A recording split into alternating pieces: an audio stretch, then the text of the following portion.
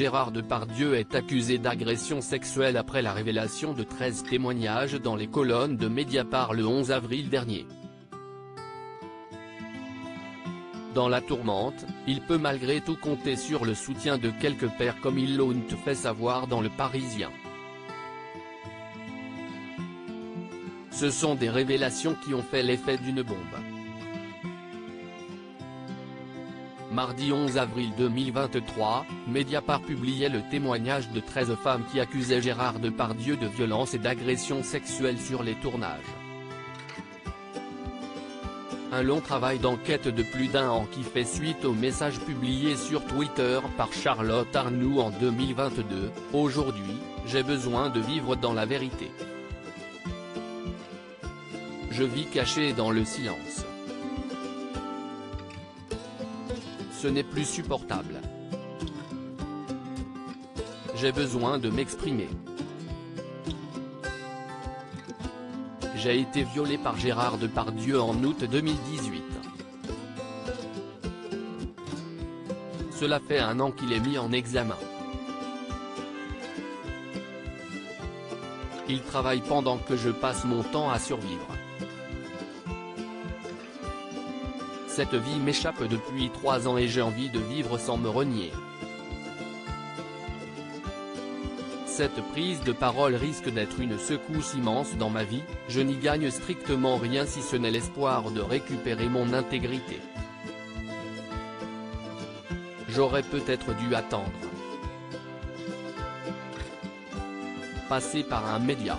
Faire ça dans l'ordre. Faire ça bien. Mais continuer à me taire, c'est m'enterrer vivante. Des faits qu'il ne cesse de nier.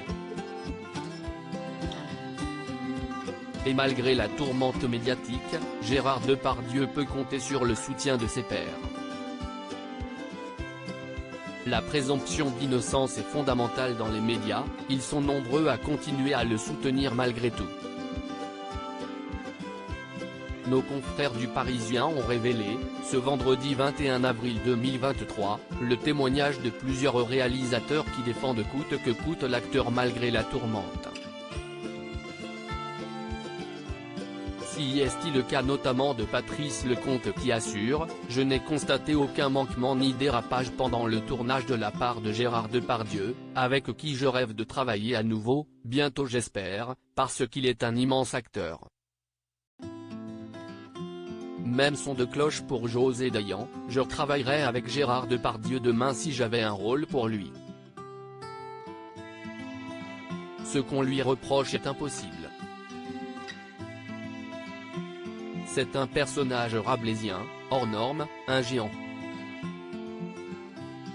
Il est extrêmement provocateur, mais aussi extrêmement pudique et incapable de violer des femmes.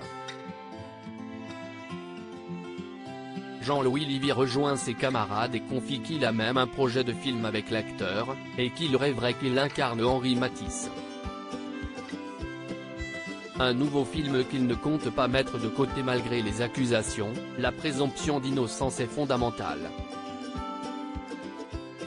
J'ai été agent de Gérard, je produis des films avec lui depuis 30 ans. Bien sûr, nous l'avons entendu dire des grossièretés, toujours sur le ton de la plaisanterie, et parfois avoir des gestes lestes aussi bien vis-à-vis des hommes que des femmes. Mais il a toujours respecté les femmes, je le sais.